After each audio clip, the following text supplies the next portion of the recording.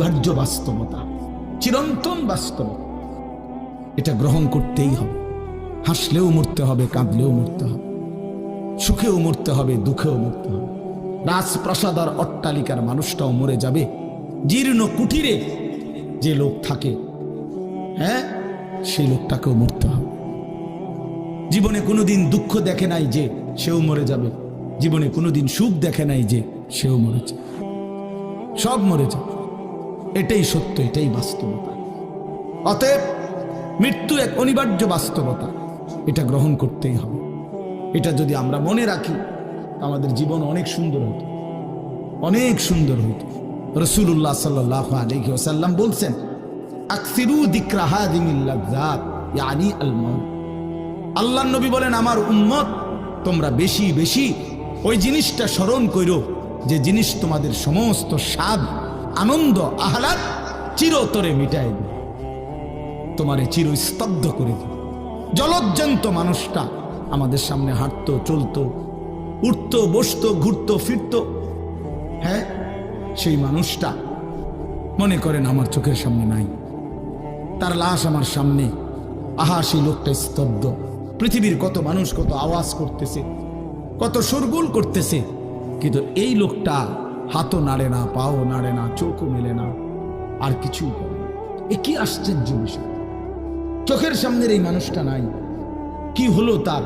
কে তারে থামায় দিল? কে তারে স্তব্ধ করে দিল?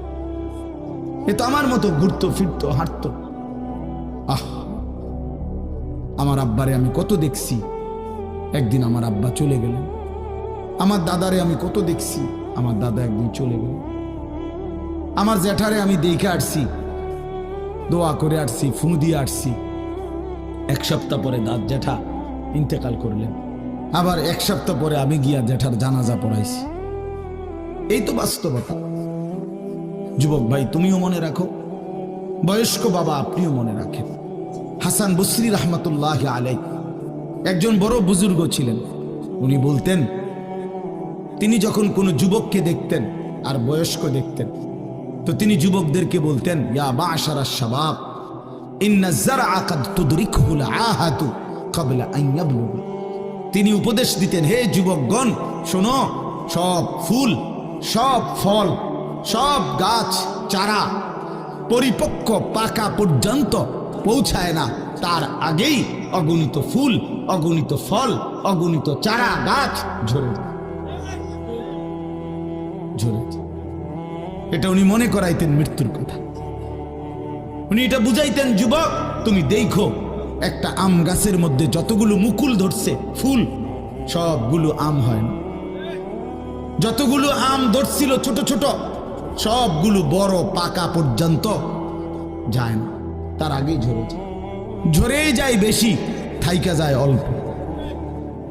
তার মানে যুবক, কিশোর, তরুণ এই বয়সেই মৃত্যু হয় বেশি, বৃদ্ধ পর্যন্ত পৌঁছে কম।